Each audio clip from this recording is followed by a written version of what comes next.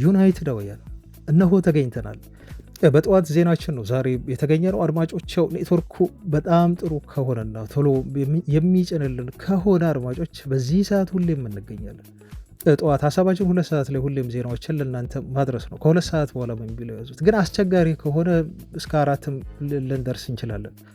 ስለዚህ በዛሬ ዜናችን ላይ እጅግ ሰበር የሆነ በጣም የምትጠብቁት ዜና ይዘናል።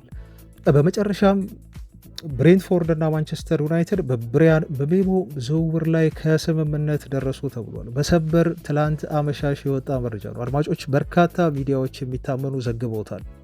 ዝውውሩ ምን ይመስላል? እንዴት ተስማሙ? መቼ ነው የሚፈርመው? የሕክምና ምርመራው ምን ይመስላል? የሚለውን ያገኘናቸውን መረጃዎች በሙሉ እናካፍላቸዋለን። አድማጮቻችን በአማካይ ስፍራ ላይ ዩናይትዶችም የማስፈረም ትልቅ እቅድ አላቸው ተብሏል። በአማራጭነት የያዙት ተጫዋች አለ።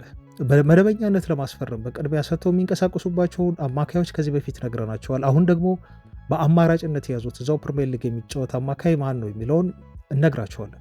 ስለ አንቶኒ መልቀቅ አዲስ ዜና ተሰምቷል። አድማጮቻችን አሁን አንቶኒ ዩናይትድን ሊለቅ ይችላል ተብሎ አንድ ምክንያት ተጠቅሷል። ምንድን ነው እነግራቸዋለን። በዛ ላይ ደግሞ ዩናይትድ አሁንም አጥቂ እንደሚፈልግ በሚታመኑ የዜና ምንጮች ተጠቅሷል። 9 ቁጥር እፈልጋለሁ ብለዋል አሞሪም። አንድ ግብ ጠባቂም አምጡልኝ እንዳሉት ተነግሯል። ይህን ትሰማላችሁ። የእናንተንም ጥያቄ መልሰናል አድማጮቻችን። ለምሳሌ ታይለር ማሌሲያ ሁኔታ ምን ይመስላል? የፈርናንዴዝ ሁኔታ ምን ይመስላል? ለቤኔፊካ የሰጠነው ተከላካይ ተጫዋች ማለት ነው ሊለቅ ነበር የተባለው። ስለሱም ጉዳይ እንነግራችኋለን። ብቻ እናንተ እስከ መጨረሻው ከኛ ጋር ሁሉ ሌሎችም በርካታ መረጃዎችን ስትቆዩ አብራችሁን ታገኛላችሁ። ቪዲዮን ላይክ አድርጉ፣ አበረታቱን። አድማጮች አብራችሁን ሁኑ።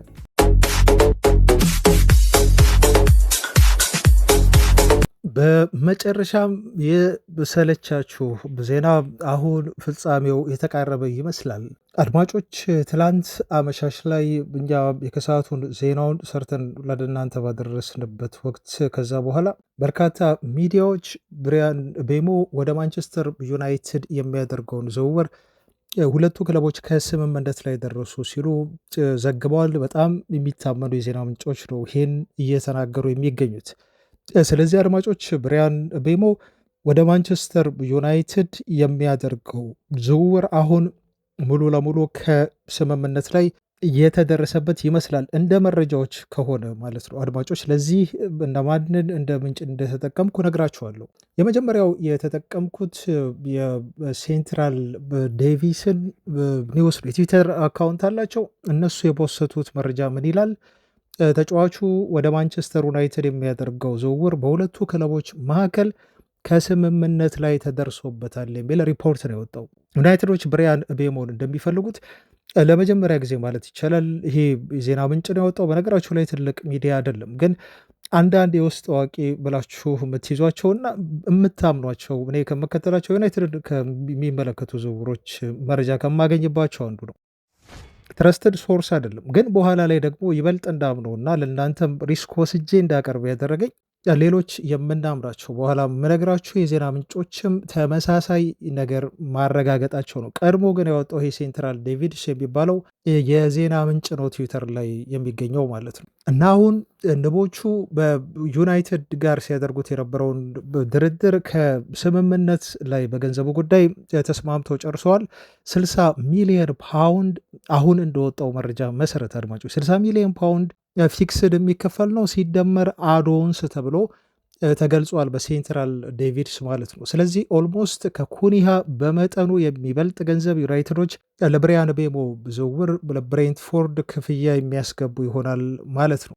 ስለዚህ ዩናይትዶች አሁን በዚህ ተጫዋች ዝውውር ዙሪያ የሚያደርጉትን ቀጣይ ድርድር ምንድን ነው? ዝውውሩ ፋይናል ዲቴይልስ የሚባሉ ጉዳዮች አሉ። እነሱም ብቻ ነው የሚያጠናቀቁት ማለት ነው። በሁሉም በፓኬጁ በሁሉም ነገር ዙሪያ ተስማምተው ስለጨረሱ ይሄ እክል ይሆናል ተብሎ አይጠበቅም። አድማጮች ሁለቱ ክለቦች ኦልሞስት ተግባብተዋል፣ ኦልሞስት ተስማምተዋል ነው እየተባለ የሚገኘው። በዛ ወሰዱት። ፊርማ እስካላለቀ እስካልተፈረመ ድረስ አንድ ዝውውር ኦልሞስት አልቋል ተብሎ ሊወራ አይችልም። አድማጮች ሁለቱ ክለቦች እስከተግባቡ ድረስ ግን ከዚህ በኋላ ያለው ነገር ምንድን ነው የሚሆነው? አድማጮች የነሱ በፍጥነት ዝውውሩን ለማጠናቀቅ የሚሰሩት ነገር ነው እንጂ ይሄ ጭቅጭቅ ጨምር ቀንስ የሚባል ነገር የለም ነው። አሁን ዋነኛው ፖይንቱ በርካታ የዜና ምንጮች ይሄን እየገለጹልን ነው የሚገኙትና ሜዲካል እና ምናልባት አሁን የተጫዋቹ ቀጣይ ስርዓቶች ሲፈርም እንዴት አድርጎ ነው ተጫዋቹ ለሜዲካል የሚሄደው? አዶንሶቹ ምን ይመስላሉ? እነኚህ ነገሮች በሙሉ ፋይናላይዝ እየተደረጉ ይገኛሉ። ተጫዋቹም ስምምነቱን አውቋል። ስለዚህ የሕክምና ምርመራውን ለማድረግ እየጠበቀ ይገኛል ተብሎ ነው በሴንትራል ዴቪስ የዜና ምንጭ ትዊተር ላይ የተነገረው። አንዱ ይሄ ነው የዜና ምንጭ አድማጮች። ሁለተኛው የዜና ምንጭ በኋላ ላይ ደግሞ ይሄ ከወጣ በኋላ ከጥቂት ደቂቃዎች ሰዓታት በኋላ ደግሞ ሳሙኤል ሉካረስትም ይሄን ተቀላቀለ። ሳሙኤል ሉካረስት የሜን ጋዜጣ የማንቸስተር ዩናይትድ ቺፍ ጸሐፊ ነው።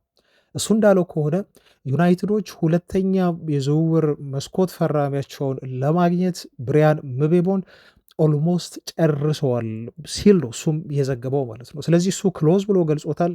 ዲቴል ስለሆነ ጉዳይ በደንብ አላወራም፣ ግን ይህም እንደ አንድ ትልቅ መረጃ ይዛችሁ የምትወስዱትና የተጫዋቹ ዝውውር እንደሆነ ወደ ማመን የምትጠጉበት ጋዜጠኛ ነው። ቤን ጃኮብስም ተቀላቅሏል። በኋላ ላይ ቤን ጃኮብስ እንዳለው ከሆነ ብሪያን ምቤሞ ፍቃድ እየጠየቀ ነው በሚል ነው። ቤን ጃኮብስ እጅግ ከምናምናቸው ጋዜጠኞች መካከል አንዱ እየሆነ መጥቷል ብያቸዋለሁ። የቶክ ስፖርት ጸሐፊ ነው። አድማጮቻችን ተጫዋቹ ከብሬንትፎርድ ሂድና ወደ ካሪንግተን ወደ ዩናይትድ የሕክምና ምርመራን አድርግ የሚለውን ፍቃድ ብቻ እየተጠባበቀ ይገኛል ብሏል። ለዚህ ነው ዝውውሩ ኦልሞስት አልቋል እንዳለቀ ቁጠሩት ብዬ እንደ ማረጋገጫ የቤን ጃኮብስን ያመጣሁት። ሌላም ሶስተኛ እንደዚሁ ማረጋገጫ ልስጣችሁ። ይሄ ማረጋገጫ ዘጋርዲያን ያወጣው ዜና ነው። ጄሚ ጃክሰን ነው ዜናውን ይዞት የወጣው። ዘጋርዲያን ምንድን ነው የሚለው? ዩናይትድ እና ብሬንትፎርድ በተጫዋቹ ኢኒሺያል ፊ ላይ በተጫዋቹ አጠቃላይ የክፍያ ሁኔታ ላይ ከስምምነት ላይ ደርሰዋል ብሎ በትክክለኛ ቁጥሩን ደግሞ አስቀምጦልናል። ለየት ያለው ከሌሎቹ መረጃ የዘጋርዲያን ይሄ ነው። 60 ሚሊዮን ፓውንድ ፊክስድ ይከፍላሉ ብሎ 5 ሚሊዮን ፓውንዷን ደግሞ በአዶንስ መልክ ዩናይትዶች እንደሚከፍሉ እዚህ ነገር ላይ አሁን ቀጣይ ከስምምነት ከደረሱ በአዶንሱ ፊክስዱ ችግር የለውም። በአዶንሱ ላይ የመጨረሻ ያሏቸውን የዝውውሩ ማጠናቀቂያ ንግግሮች እያደረጉ ይገኛሉ ማለት ነው። ይህን ዜና በምንሰራላቸው ሰዓት አድማጮቻችን የጋርዲያን እጅግ ተአማኝ የተባለው ጂሚ ጃክሰን እንደዘገበው ከሆነ አዶንሱ 5 ሚሊዮን ፓውንድ ይሆናል። አጠቃላይ የዝውውሩ ፓኬጅ እስከ 65 ሚሊዮን ፓውንድ ይደርሳል። ይሄ ማለት መጀመሪያውኑ ብሬንትፎርዶች ከዩናይትድ ሲጠይቁት የነበረ ገንዘብ ነው። መጀመሪያውኑ ዩናይትዶች ጊዜ ባያባክኑ ይሄ ሁሉ 3 ሳምንት ድረስ ብሪያን ምቤሞን ለማስፈረም ከብሬንትፎርድ ጋር መደራደር የለባቸውም ብለን ስንናገር የነበረው ነገር ነው ማለት ነው። አድማጮች መክፈላቸው ላይቀር ኦልሞስት በእርግጥ 70 ሚሊዮን ፓውንድ ጠይቀዋለም የሚባል ነገር ነበር፣ ግን 5 ሚሊዮን ፓውንድ መቀነሳቸው አይቀርም። መቀነሳቸው ላይቀር ኦልሞስት ከስምምነቱ የምናየው አሁን ምንድነው ዩናይትዶች ሞሮፍ አድኦንሱን አሳንሱ ማለት ነው። አድቫንቴጅ ወሰዱ ማለት ነው። ብሬንትፎርዶች አያችሁ 10 ሚሊዮን ፓውንድ ነበር አድኦንስ የተባለው ወደ 8.5 ተብሎ ነበር። አሁን ወደ 5 ወረደ ማለት ነው በአዲሱ መረጃ መሰረት። ስለዚህ ይህን ስምምነት ለማድረግ ብሬንትፎርዶች ተስማሙ፣ አድኦንሱ 5 ስለሆነ ማለት ነው። እና ዝውውሩ በቃ ኦልሞስት አለቀ ብለን የምንናገርበት ደረጃ ላይ ደረስን። ይሄ ሁሉ ጊዜ ከሚፈጁ ብዙ ተጫዋቾች ዩናይትዶች መሸጥ ነበረባቸው እስካሁን ድረስ። ሌሎችም የአጥቂ ፈራሚ ዝውውሮችን ማድረግ እንዳለባቸው ይታወቃል። እና ይህንን ዝውውር ቀደም ብሎ በዚህ ሂሳብ መግደል ይችሉ ነበር። ለዛ ነው ዩናይትድ በየትኛው በሚጠየቁ ዋጋ ተጫዋቹን በፍጥነት ማስፈረም አለበት ብለው አንዳንድ የእግር ኳስ ጸሐፊያንና ዩናይትድ ደጋፊዎች እኛም እንደዚሁ ስንናገር እዚህ ቻናል ላይ ስንወያይበት የነበረው ሁለቱን ተጫዋቾች ማስፈረማቸው እርግጥ ይመስላል። ለሁለቱ ተጫዋቾች ዝውውር ክለቡ የሚያወጣው አጠቃላይ ወጪ 125 ሚሊዮን ፓውንድ መሆኑ ተረጋግጧል ማለት ነው። አድማጮች እንግዲህ እንደ ብሬንትፎርድ ገለጻ ከሆነ ይሄ ተጫዋች ወይም ደግሞ ብሪያን ምቤሞ 25 ዓመቱ ነው። ማቲያስ ኩኛ ደግሞ አይ ቲንክ በቅርብ ይመስለኛል ለዩናይትድ በፈረመበት ወቅት አካባቢ በተጫዋቹ 26 ዓመት እየሞላው፣ ስለዚህ በአንድ ዓመት ይበልጠዋል ማለት ነው ኩኛ። ስለዚህ ብሪያን ምቤሞ በእድሜ በአንድ ዓመት ያነሰ ነው። ለኩኛ የከፈላችሁት ገንዘብ አለ፣ ለእሱ የሰጣችሁት ገንዘብ ደግሞ ስታቱም ሲታይ ከሱ የበልጥ ጎል አግብቷል በሚል ብሬንትፎርዶች አድቫንቴጁን ስለወሰዱና ዩናይትድን በዚህ ስላሳምኑ በዝውውሩ ላይ አሸናፊ ሆነው 5 ሚሊዮን ፓውንድ አድኦንስ ብቻ እንደዚህ ዩናይትድ እንዲያስቀምጥ አድርገው ዝውውሩን ለመፍቀድ አሁን ተስማምተዋል ማለት ነው። እና ይሄ ተጫዋች አሁን የሕክምና ምርመራውን እየተጠባበቀ ይገኛል ተብሏል። ከዚህ በፊት እንደነገርናችሁ ማለት ነው በትላንትም ዜናችን ላይ አድማጮቻችን ተጫዋቹ ጁላይ 7 ወደ አሜሪካ እንደዚሁ ከመሄዳቸው በፊት አብሮ ቲሙን ተቀላቅሎ ልምምዱን ጨርሶ አብሮ ወደ አሜሪካ እንደዚሁ ይሄዳል ተብሎ ነው አሁን እየተጠበቀ የሚገኘው። አድማጮች በዚህ ብቻ ዩናይትዶች አያበቁም ሲል ደግሞ በሌላ ዜና አያይዞ እዛው ጋርዲያን ሩበን አሞሪም የ9 ቁጥር ተጫዋች ወይም አጥቂ ይፈልጋሉ፣ ቀጣይ የዝውውር ትኩረታቸው 9 ቁጥር ተጫዋች ማስፈረም ነው ሲል ገልጾልናል። ሩበን አሞሪም አሁንም ቢሆን የሁለቱ ተጫዋቾች መፈረም ብቻ የዩናይትድን የጎል ማግባት ችግር እንደዚሁ ሙሉ ለሙሉ ይቀልፈዋል ብለው አያስቡም። ስለዚህ የ9 ቁጥር ቦታ ተጫዋች ቀጣይ የዩናይትድ ኢላማና የሚደራደሩበት ቦታ ሊሆን እንደሚችል ለፊርማ ሊንቀሳቀሱበት ትኩረት ሊሰጡበት የሚችል ቦታ እንደሆነ ገልጾልናል ማለት ነው ዘጋርዲያን። ከዚህ ጋር አያይዤ ስነግራችሁ ኮሜንትም ላይ ቪዲዮዎቻችን የትላንቱ ላይ መንጌ የዩናይትድ አጥቂ የሚያስፈርም ይመስልሃሉ ብላችሁኛል። ይኸው እንግዲህ ዘጋርዲያን ሪፖርት ምላሽ ሰጥቷችኋል ማለት ነው አድማጮች። እና ምናልባት በአጥቂ መስመር ላይ ማንን ሊያስፈርም እንደሚችል እስካሁን በግልጽ የታወቀ ነገር የለም። ግን ይህን ዜና ራሱ እየሰራሁላችሁ ባለበት ሰዓት አድማጮች ዜናውን በደንብ አጠናክሬ በከሰዓቱ ዜናዬ ላይ ይዤላችሁ እመለሳለሁ። ዩናይትድ አሁንም በጊዮኬሬሽ ዝውውር ላይ ተስፋ አልቆረጠም። ሩበን አሞሪም 2 ተጫዋቾችን ማምጣት ይፈልጋሉ ከዚህ በኋላ። አንደኛው ቪክተር ጊዮኬሬሽ ነው በ9 ቁጥር ቦታ ላይ። ሌላኛው ደግሞ ማንቸስተር ዩናይትድ ማምጣት የሚፈልገው የግብ ጠባቂ ቦታ ላይ ነው። እሱም አሞሪም ትኩረት ያደረጉበት የፖርቶ ግብ ጠባቂ ዲያጎ ኮስታ ነው። ሁለቱን ተጫዋቾች ለማምጣት ሩበን አሞሪም ለቦርዱ አሳስበዋል። ቀጣይ ፈራሚ እንዲሆኑላቸውም አሳውቀዋል ተብሏል። ስለዚህ የአሞሪም አሁንም ቢሆን ተቀዳሚ ምርጫ እንደሆነ እኛ ባንወደውም ሰሞኑን በሰማነው ነገር በተለይ ሪኮርድ ጋዜጣ ላይ በወጣው መረጃ መሰረት ጊዮኬሬዝን ባንመርጥም አሁን ልቡ ተጫዋች ወደ አርሰናል ለመሄድ ስለጓጓና ስለወሰነ ያው ሁላችሁ የምታውቁት ነገር ስለሆነ ዩናይትድን እንደ ሁለተኛ አማራጭ አድርጎ ተጫዋቹ ስለያዘው ደስተኛ ባንሆንም ግን የአሰልጣኙ ምርጫ አሁንም ቢሆን ጊዮኬሬሽ እንደሆነ ሲል ጋርዲያን የዘገበው ማለት ነው አድማጮች። ከዚሁ ጋር ላያይዝና ከአጥቂ መስመር ጋር ግዢ ኢላማዎች ጋር በተያያዘ አትሌቲክ ያወጣው መረጃ አሞሪም የሚፈልጉት የአጥቂ ስፍራ በተጫዋች የሚከተሉትን ኳሊቲዎች መያዝ አለበት ነው የተባሉ። አንደኛ በቁመት ረጅም መሆን አለበት። ተጫዋቹ ከጀርባ እንደዚሁ ለጎሉ ጀርባውን ሰጥቶ መጫወት የሚችል አጥቂ መሆን መቻል አለበት። ተጫዋቹ ኳሱን በአግባቡ ከበረኛ ሲጠለዝ ወይንም ከኋላ የሚሰጠውን ኳስ በአግባቡ ኮንትሮል ማድረግ የሚችል በደንብ ፊዚካል የሚቆጣጠር ተጫዋች መሆን አለበት ተብሎም ነው የተገለጸው። ተጫዋቹ ኳሱን በደንብ እግሩ ላይ ማቆየት የሚችል አሁን ልክ ሆይለንድ ብዙ ጊዜ የምንተቸው ኳሱን እግሩ ላይ ማቆየት አይችልም፣ ከቡድን አጋሮቹ ሲሰጠው ኳሱን ያመክነዋል፣ ወይም ደግሞ ሆልድ አፕ አድርጎ መቆየት አይችልም እንላለን።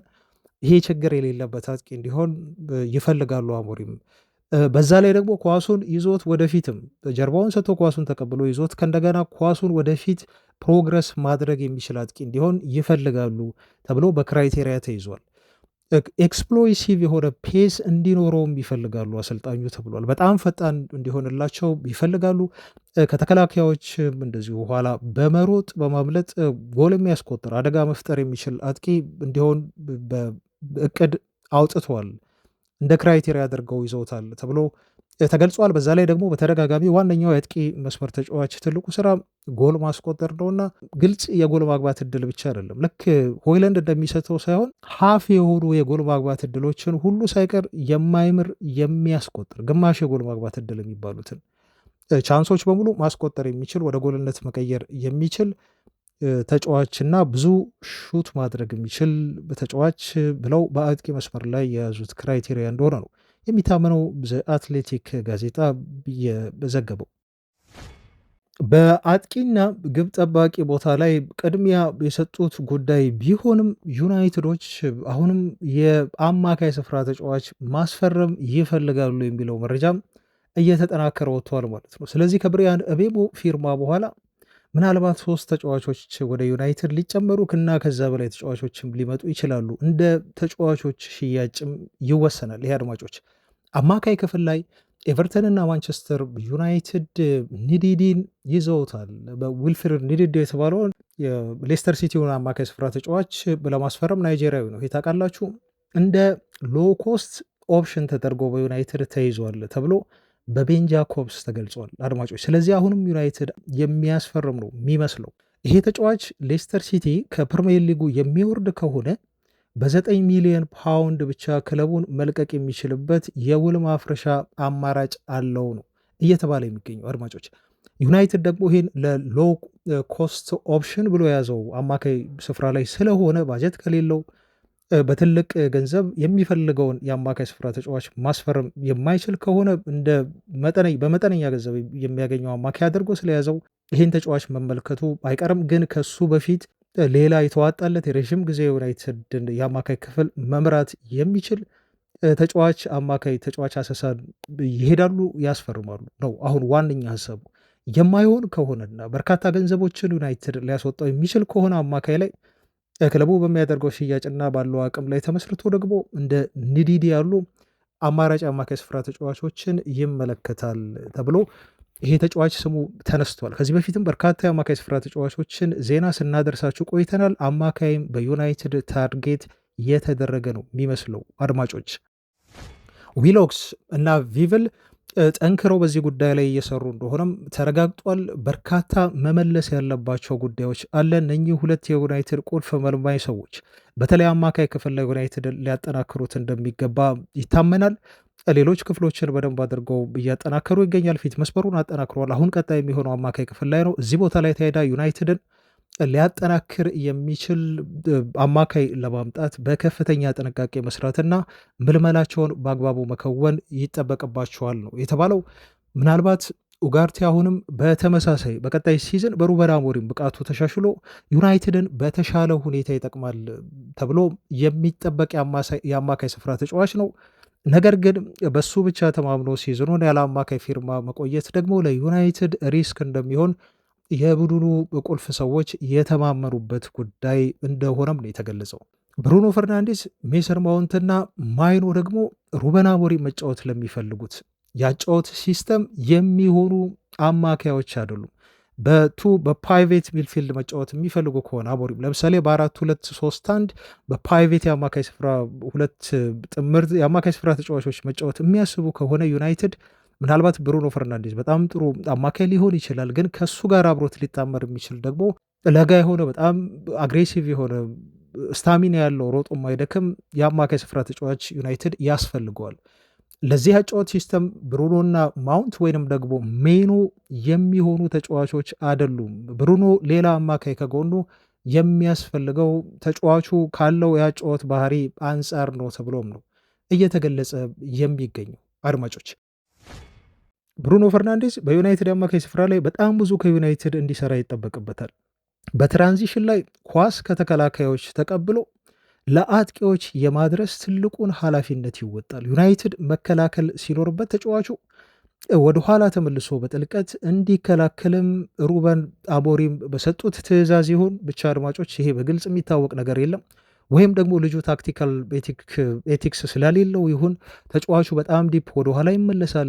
ቡድኑ ማጥቃት ሲፈልግ ደግሞ በጣም ወደፊት ሄዶም ማጥቃቱ ላይ ተሳትፎ ያደርጋል። በአማካይ ስፍራ ላይ ብሩኖ ፈርናንዴዝ የሚጫወትበት ቦታ የተወሰነና ቁጥብ አይደለም። ቁጥብ እንዲሆን ካስፈለገ ብሩኖ ፈርናንዴዝ በማጥቃቱ ስራ ላይ ብቻ አተኩሮ ከፊት መስመር ላይ የአጥቂዎቹን እንዲያግዝ የሚፈለግ ከሆነ ሩበን አሞሪም በቡድኑ ትራንዚሽን ላይ ከተከላካዮች ኳስን ተቀብሎ ከአማካይ ክፍል ላይ ሆኖ ማለት ነው ለእነ ብሩኖ ፈርናንዴዝ ኳስ የሚያደርስ ብሩኖ በጥልቀት በጣም መመለስ ወደኋላ ሳይጠበቅበት እንደዚህ አይነት አማካይ ዩናይትድ ማምጣት አለበት የሚለው አጠቃላይ የክለቡ ሰዎች ቁልፍ የሆነ ውሳኔ ነው ማለት ነው። ለዛ ነው አድማጮች ዩናይትድ በአማካይ ስፍራ ላይ ይሄን ሚና ኮቢ ሜኖ መጫወት አይችልም። ምክንያቱም የኮቢ ሜኖ ሚና ከብሩኖ ፈርናንዴዝ ጋር ተመሳሳይ ነው። ተጫዋቹ ይበልጥ ኮምፎርት የሚሰማው በሃየር ሲጫወት ነው።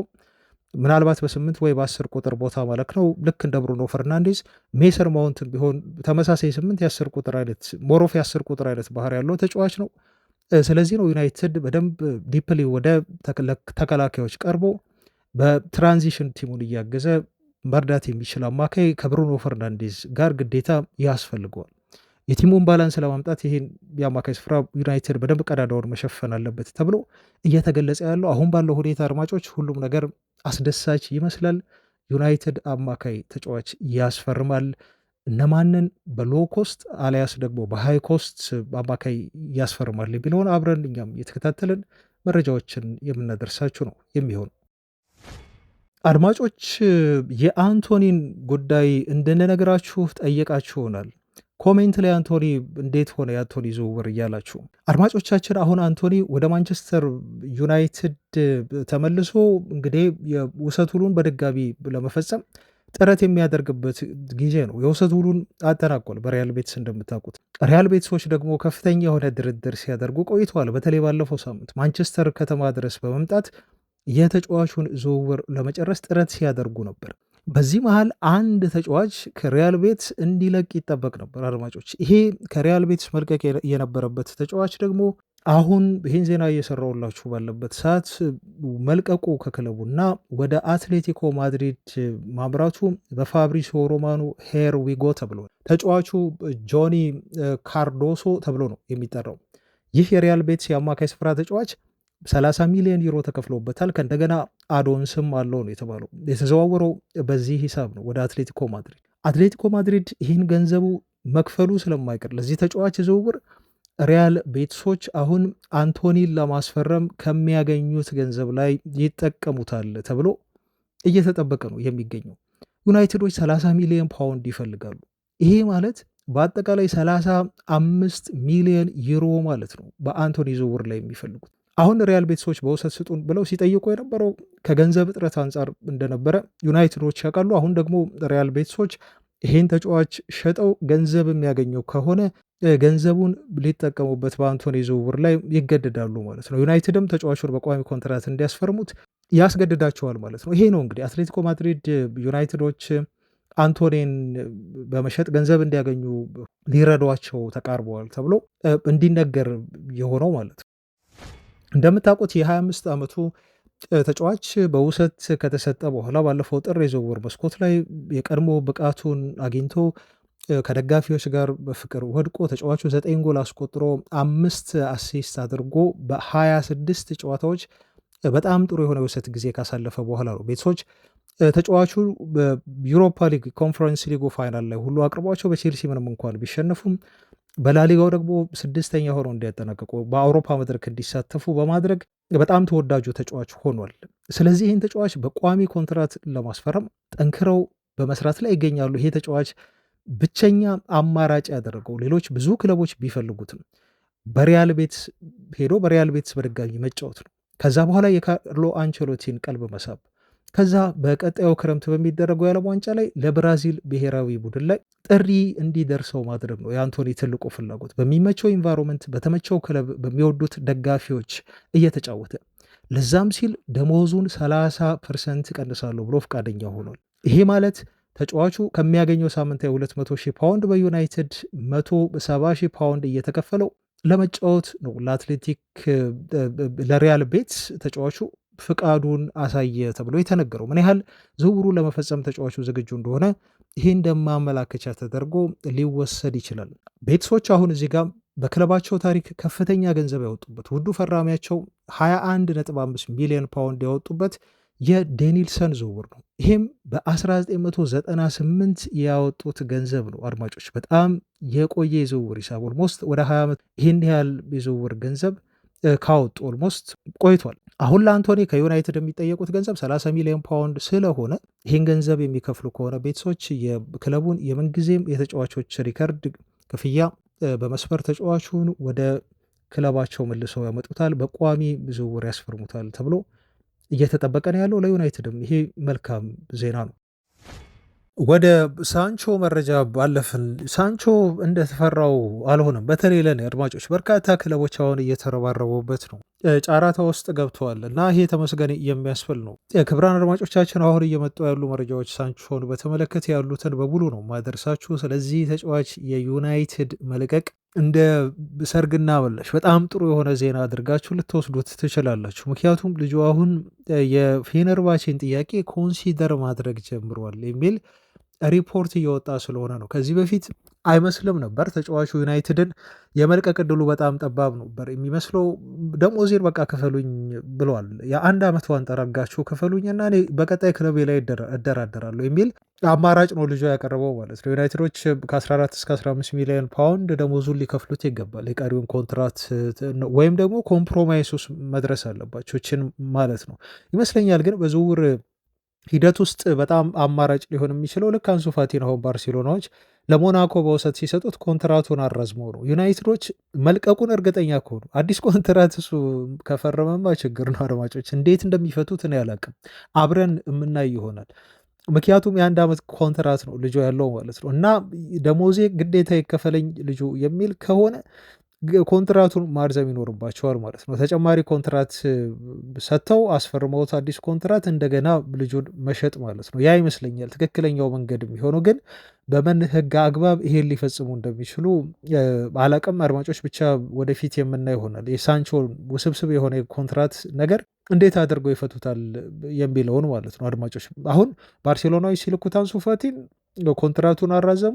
አይ ቲንክ አስገደዷቸው ይመስለኛል። ኮንትራቱን ካራዘሙ በኋላ ወደ ሞናኮ ሲልኩት የውሰት ውሉን ልክ እንዳጠናቀቀ በቃ ይህን ተጫዋች በቋሚ ኮንትራት መግዛት አለባቸው የሚል ውሉ ላይ ካካተቱ ባያችሁ ተፈታ ማለት ነው። ልጁም ወደ ባርሴሎና አይመለስም።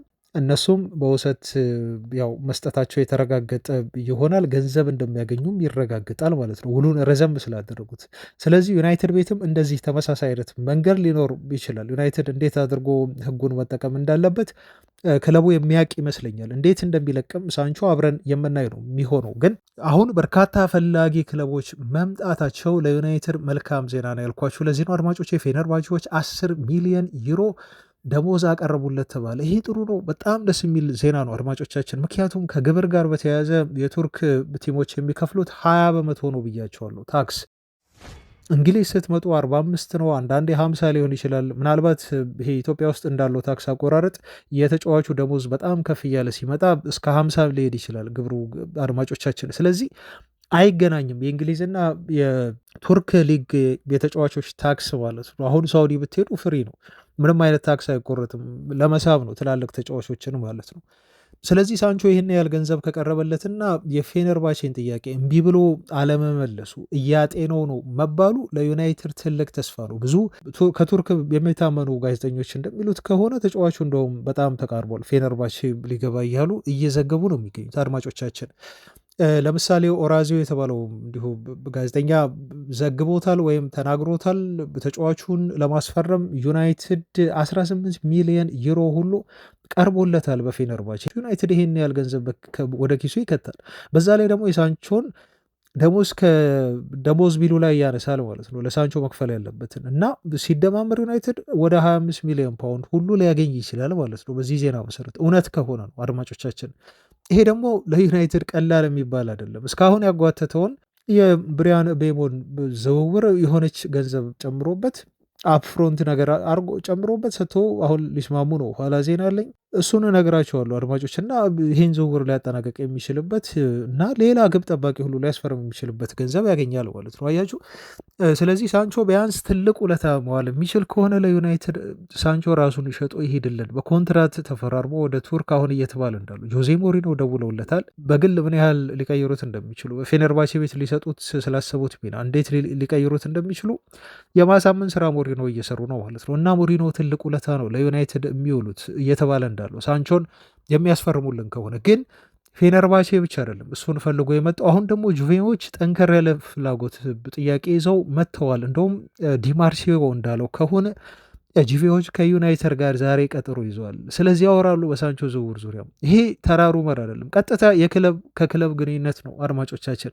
ለዛ ነው ጀደን ሳንቾ ዩናይትድን ለመልቀቅ ተቃርቧል እያለን የምንነግራችሁና ዩናይትድ ተስፋ አለው ከዚህ ተጫዋች ሽያጭ ገንዘብ የማግኘት ተስፋው አሁን ለምልሟል እያልናችሁ የምንገኘው ማለት ነው። ከማርከስ ራሽፎርድ ይልቅ አሁን ይበልጥ በሳንቾ ዩናይትድ ገቢ የሚያገኝ መስሏል። አድማጮች በመጨረሻም አንድ የቻናሌ ቤተሰብ አንድ ኮሜንት አድርገሃል፣ ስለ ሁለት ተጫዋቾች ንገረን በማለት አንደኛው ስለ አልቫሮ ፈርናንዴዝ ነው። ሁለተኛው ደግሞ ስለ ታይለር ማሌሲያ ነው። ይሄ የብዙዎቻችሁ ጥያቄ ይመስለኛል። በትላንት ዜናችን ላይ እንደዚሁ በከሰዓቱ ዜና ላይ አንድ አድማጬ ይህን ጥያቄ ጠይቃል። ስለ ሁለቱ ተጫዋቾች የዩናይትድ ቆይታ ዙሪያ እና ያለው ኦፍኮርስ አንደኛው ዩናይትድ ተጫዋች አሁን አይደለም፣ ግን ዩናይትድ ጥቅም ያገኝ ነበር ከዚህ ተጫዋች ሽያጭ። ያን ጥቅም በተመለከተ ስለሚመለከት ነው ዩናይትድን ይህን ጥያቄ ያቀረብኩ። አሁን እነግርሃለሁ ባጭሩ እነዚህን ተጫዋቾች እነኚህ ተጫዋቾች አሁን ለምሳሌ ታይለር ማሌሲያ በጣም ጥሩ የሆነ ሲዝን አሳልፈዋል። በውሰት ከሰጠ ነው በኋላ ተጫዋቹ በፒኤስቪ ቤት ሻምፒዮን መሆን ችሏል። በሆላንድ ሊግ ሄዶ ለፒኤስቪ ነበር የተጫወተው። ከተጫወተና ሻምፒዮን ከሆኑ በኋላ ተጫዋቹን በቋሚ ዝውውር ያስፈርሙታል የሚል ግምት ነበር ፒኤስቪዎች። ነገር ግን ኮንትራታቸው ላይ ተጫዋቹን በቋሚ ዝውውር የሚያስፈርሙበት ግዴታ ስላልተካተተ ተጫዋቹን ወደ ማንቸስተር ዩናይትድ ልከውታል። ስለዚህ ማሌሲያ ወደ ዩናይትድ ይመለሳል። ሌላ ገዢ ክለብ ካገኘ ተጫዋቹ ይጠባበቃል ማለት ነው። ዩናይትዶችም ሌላ ፈላጊ ክለብ ተጫዋቹን በውሰት ለመስጠት አሊያም ደግሞ ተጫዋቹን በቋሚ ኮንትራት ለመሸጥ የሌሎች ክለቦችን ጥያቄ እየተጠባበቁ ይገኛሉ ማለት ነው። የፈረመው ከዛው ከኤርዲቪዜ ነው እንደምታውቁት። ግን ለዩናይትድ ውጤታማ ካልሆኑ እና ኪሳራ ከተባሉ ዝውውሮች መካከል አንደኛው ሆኗል። እንደ ዘ አትሌቲክ ዘገባ ከሆነ በኦልትራፎርድም በአዲሱ አሰልጣኝ ሩበን አሞሪም የሚፈለግ ተጫዋች እንዳልሆነ ነው የተገለጸው። ተጫዋቹ በእርግጥ ዩናይትድን ከፌኖርድ ሲያስፈርሙት በ2022 ብዙ የዝውውር ገንዘብ አላስወጣቸውም። ተጫዋቹም ቢሆን አሁን በኦልትራፎርድ ከ50,000 ፓውንድ በታች ሳምንታዊ ደሞዝ እንደሚበላ ይታመናል። ስለዚህ ዩናይትዶች መሸጥ ቢፈልጉ ወይ በውሰት ልጁን ቢሰጡት ብዙ አስቸጋሪ አይሆንም። ልጁ የመልቀቅ ዕድሉ አሁንም ቢሆን በጣም ሰፊ ነው ተብሎ ይታሰባል። ግን ችግሩ አሁን ተጫዋቹ በዩናይትድ ቤት እንዳይፈለግ የሚያደርገው እና እንደሚለቅ እርግጠኛ የሚያደርገን አንድ ምክንያት ዩናይትድ በግራ መስመር ላይ ዲያጎ ሊዮን ይመጣል። አድማጮች አሁንም ጁላይ 1 ሲል ዲያጎ ሊዮን የማንቸስተር ዩናይትድ ተጫዋች ይሆናል። በይፋ ዩናይትድን ይቀላቀላል። ለፕሪሲዝን ይመጣል። ይሄ የግራ ተመላላሽ ተጫዋች ነው። ታይለር ማሌሲያም እንደዛው የግራ ተመላላሽ ተጫዋች ነው። ሃሪ አማስ አለ፣ ሉክ ሾው አለ፣ ዶርጎ አለ። ዩናይትዶች ብዙ ስቶክ አላቸው እዛ ቦታ ላይ። ስለዚህ ታይለር ማሌሲያ ተጫዋቹ አይፈለግም በዩናይትድ እዚህ ቦታ ላይ። ከሱ ይልቅ እንደውም ዲያጎ ሊዮንን ሩበን አሞሪም በደንብ አድርገው ያዩታል፣ ይገመግሙታል። ለዋናው ቡድን አሁን መጫወት ይችላሉ የሚለውን ከገመገሙ በኋላ ይህን ልጅ ምናልባት ለዋናው ቡድን ሊጠቀሙበት የዶርጎ ተጠባባቂ ሊያደርጉት ያስባሉ ነው እየተባለ የሚገኘው። አድማጮች ልጁ ገና ነው፣ ትንሽ መብሰል አለበት የእንግሊዝ ፕሪሚየር ሊግን ብለው የሚያስቡ ከሆነ ሩበን አሞሪም ታይለር ማሌሲያን በውሰት ወይ በሽያጭ ይለቁታል። ዲያጎ ሊዮንን ደግሞ ለዩናይትድ አንደር 20 እንዲጫወት 21 እንዲጫወት ያደርጉታል። ለሁለተኛው ዩናይትድ ቡድን ማለት ነው። ገና 18 ዓመቱ ነው። ተጫዋቹ ግዙፍ ነው በተክለ ሰውነት ቢሆንም ግን ጥሩ የሆነ የእግር ኳስ ክህሎት ፍጥነቱ እንዳለው ነው የሚታመነው። በዋናው ቡድን ውስጥም እንዲሁ ከፕሪሲዝን ከተመለከቱት በኋላ ይጠቀሙታል ብለን ነው አብዛኞቻችን የምናስበው። ሌላው አድማጬ የጠየከኝ ጥያቄ የቀድሞ የዩናይትድ ተጫዋች ነው። በዩናይትድ አካዳሚ አድጎ አሁን በቀኝ ፉልባክ ተመላላሽ ቦታ ላይ ዩናይትድ እጅግ በቸገረው ቦታ ተጫዋች ማስፈረም አለበት በምንለው ቦታ ተአምር የሰራ ተጫዋች ከቤኔፊካ ጋር አምና ይሄ ተጫዋች ፈርናንዴዝ ተብሎ ይጠራል። አልቫሮ ፈርናንዴዝ እያሉ ይጠሩታል። እና ልጁን ማድሪድ በጥብቅ እየፈለገው እንደሆነ እንደውም ወደ ማድሪድ ሊሄድ እጅግ በጣም ተቃርቦ እንደነበረ ሰምታችኋል አድማጮቻችን። ዩናይትድ ተጫዋቹን በ5 ሚሊዮን ፓውንድ ይስጠው እንጂ ከወደፊት ሽያጩ ላይ ከ20 እስከ 30 በመቶ የተጫዋቹ ወደፊት ሽያጭ ዩናይትድ ገቢ እንዲያገኝ ተስማምቶ ነበር። ይሄ ልጅ ማድሪድ ሊያስፈርመው በይፋ ጥያቄ አቅርበው ለቤኔፊካ ከተጫዋቹ ጋር በግል ጉዳዮች ላይ ተስማምቶ መጨረሻ ላይ ግን ቤኔፊካዎች በማድሪድ ባቀረቡት ሂሳብ ላይ ሊስማሙ አልቻሉ። ማድሪዶች ወደ 40 ሚሊዮን ዩሮ አካባቢ ነው አቀረቡ የተባለው። ቤኔፊካዎች ደግሞ የሚፈልጉት የውል ማፍረሻው እንዲከፈል ነው የተባለው እስከ 50 ሚሊዮን ዩሮ ሂሳብ። በዚህ ጉዳይ ላይ ሁለቱ ክለቦች መስማማት ሳይችሉ ቀርተው ዝውውሩ ሳይሳካ ቀረ ማለት ነው አድማጮች። ስለዚህ ወደ ሪያል ማድሪድ ሊያደርግ የነበረው ዝውውር ለጊዜው 100% ተቋርጧል አንልም፣ ግን ለጊዜው ተጫዋቹ ወደ ማድሪድ እየሄደ አይደለም። በዛ ምክንያት ዩናይትድ ማግኘት ያለበትን ገቢ ያጣል ተብሎ ነው የተገለጸው። ኢላንጋንም በተመሳሳይ ሲሸጡ ለኖቲንጋም ፎረስት ዩናይትዶች ከሽያጩ ገንዘብ የማግኘት አማራጭ አካቶ አድማጮች በቅርቡ እንደሰማችሁት ለኢላንጋ ዝውውር 50 ሚሊዮን ፓውንድ ፎረስቶች ቀርቦላቸው ውድቅ አድርገውታል ከኒውካስል። ኢላንጋ የሚሸጥ ከሆነ ከኖቲንግሃም ፎረስት ዩናይትዶች 20 በመቶ ከሽያጩ የማግኘት መብት እንዳላቸውም በተመሳሳይ መልኩ ተነግሯል። ግን ለጊዜው ያ የሚሆን አይመስልም ለማለት ነው። ክቡራን አድማጮች እንግዲህ ለዛሬ ያዝንላችሁ የጠዋት ዜናችን ይሄን ይመስል ነበረ። አበረታቱ፣ ላይክ አድርጉ። ጥያቄ ሀሳብ አስተያየት ካላችሁ ኮሜንት ላይ አስፍሩ፣ እንመልስባችኋለን። የሁላችሁንም አስተያየት እንመለከታለን። አድማጮች በከሰዓት በተለመዱ ዜናዎች በድጋሚ እንገናኛለን። እስከዛው ሰላም ሁኑ። ባባይ